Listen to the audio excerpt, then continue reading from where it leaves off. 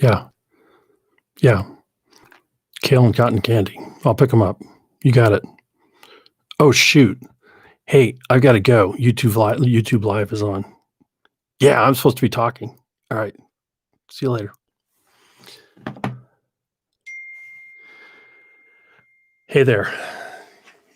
Come on in, sit down. Take your jacket off. Make yourself comfortable. So far this week, and yes, I did get a haircut.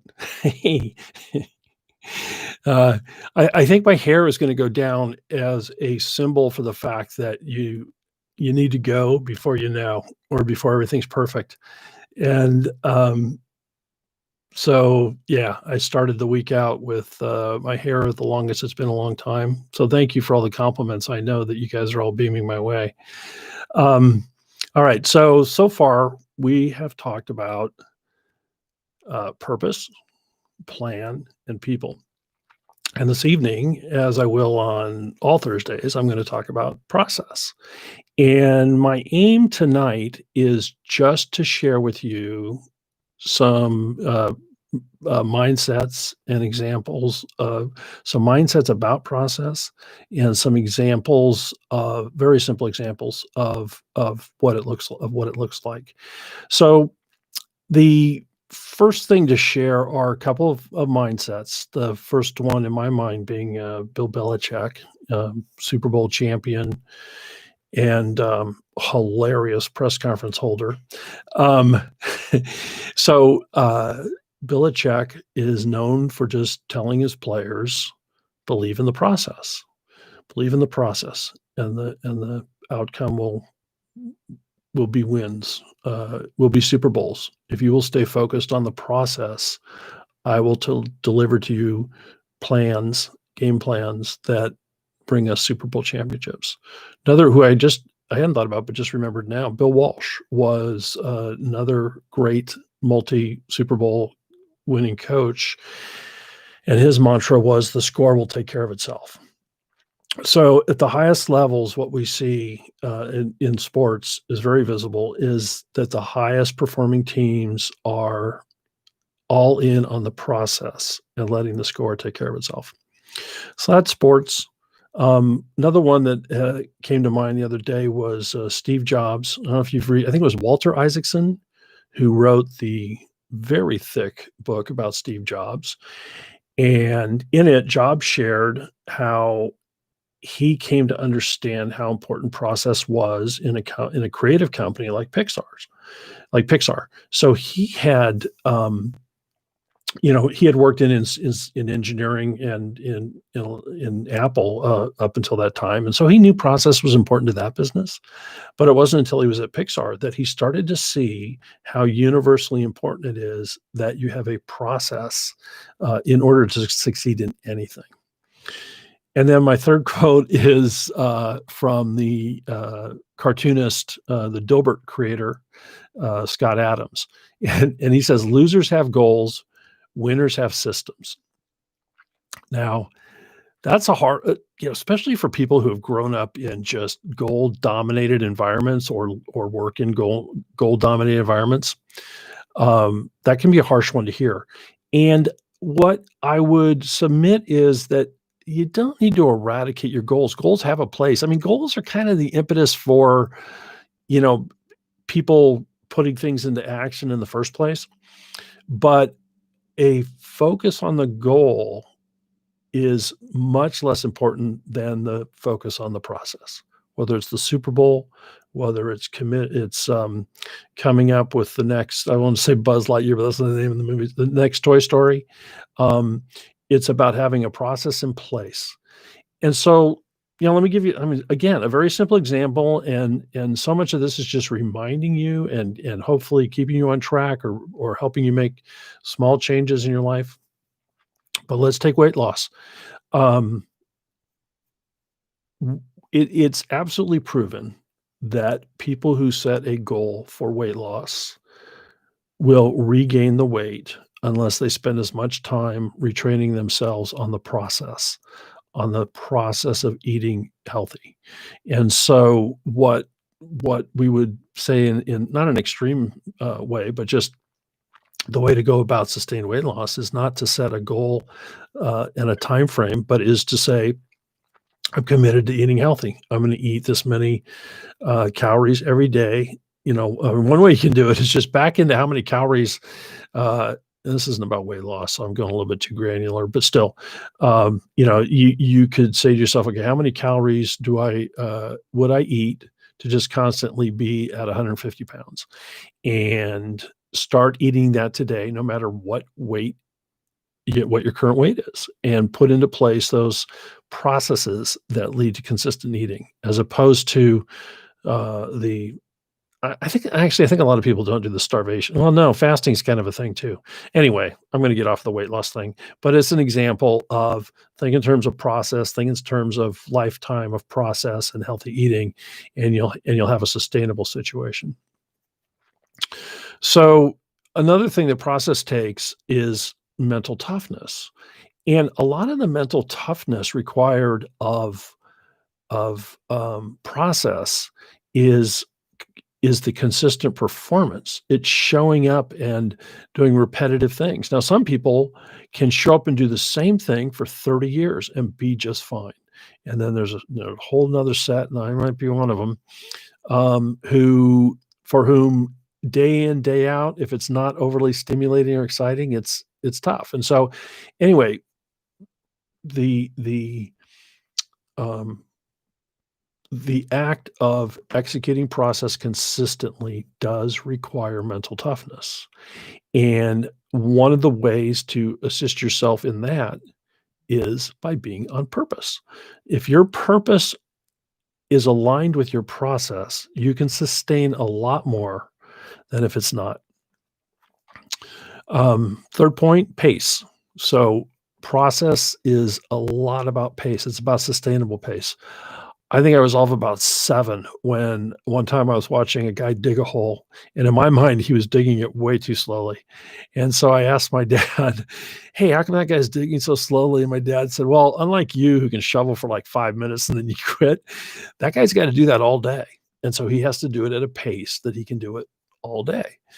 Um, and so sustainability, having a sustainable pace that we can operate in. Now, another aspect of this, of pace, is if you put yourself in an environment where the pace, it can go either way, where the pace is too slow or the pace is too fast, you are over time going to have challenges. They could be mental challenges, which comes back to the mental toughness, but mental toughness will only go so far. Um, and then also just physical and health challenges. It can be that stressful. Now, the caricature is the slow worker who just can't keep up, or the simpler one to see, I guess. But anyway, the flip side can be just as stressful. The very quick worker who is not challenged and where the pace is too slow can also be very stressed. And when it's at its, and I'm sharing this just because I want you to have a certain level of awareness. And I have worked with people over the years who have truly come to the point of physical ill health because of the pace of their environment. And in more cases than one, it wasn't that it was too fast and they were burnt out. It was that it was too slow and not challenging, and they were just dying a slow death. And so it could go either way, and it's something we just need to be aware of. So finally, let's take a quick look at the organizational aspect of process. So process is basically why organizations are formed. It's by virtue of having superior processes that companies succeed. So I'll go back to the one I used the other night, Amazon. Amazon just updated the antiquated processes of Sears, and they'll continue to rock and roll, and then I don't know, 100 years from now. They'll be antiquated too, which I don't know about you guys. That's weird to think, because it's just hard to think of, wait, what would antiquate them between now and then? So it's, I don't know, probably has to do with lasers and time travel. So there's Amazon as a quick example, but another example, and one that you can study a little bit, is the story of McDonald's. So McDonald's, in essence, in its early years, went through two leaders. And let me pause for a second because I don't think I've shared the definition of leader.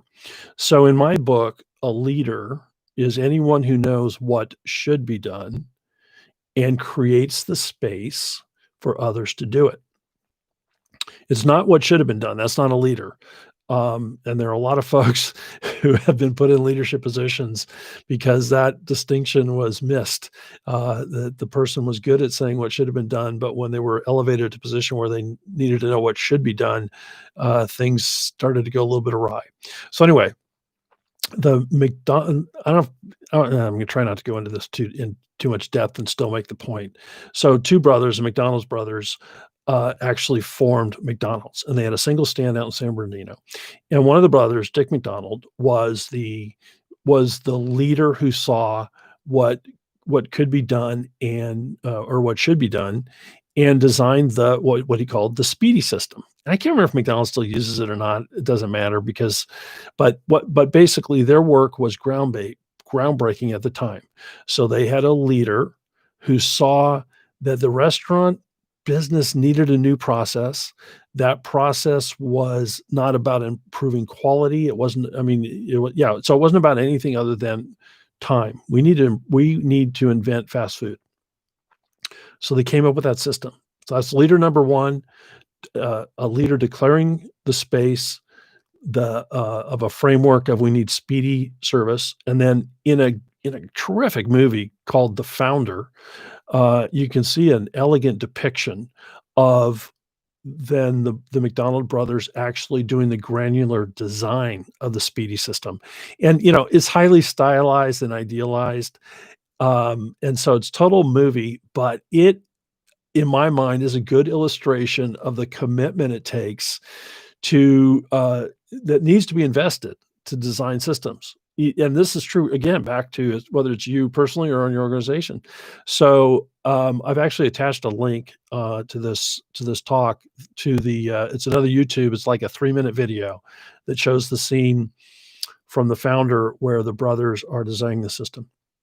Okay, so the second founder, and this is what the movie's actually about, is a fellow named Ray Kroc. And Ray Kroc anointed himself the founder of McDonald's. And in one sense, he is, because he is the founder of the organization that became McDonald's. The brothers founded McDonald's Brothers. Anyway, so but they had attempted but failed at franchising, at growing and selling the Speedy system. And so leader number 2 arrived, Ray Kroc. He saw what should be done, and he installed a new process, and that process was the franchising process. And so, I'm sharing these stories just to show that this is where the opportunity lies, and actually the way that any company grows is by continually upgrading existing processes, instituting new processes that lead to greater efficiency and effectiveness.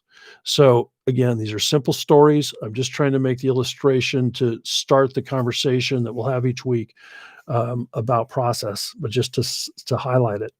So what do I want you to take away from this? I want you to remember that process is the barrier to success. If something's not working for you at work or in your own life, look at your processes, evaluate your processes, break them down. What am I doing right? What am I doing wrong?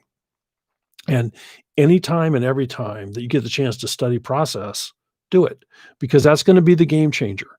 And it's where the hard work is. It's where plan meets people, and it's where you execute.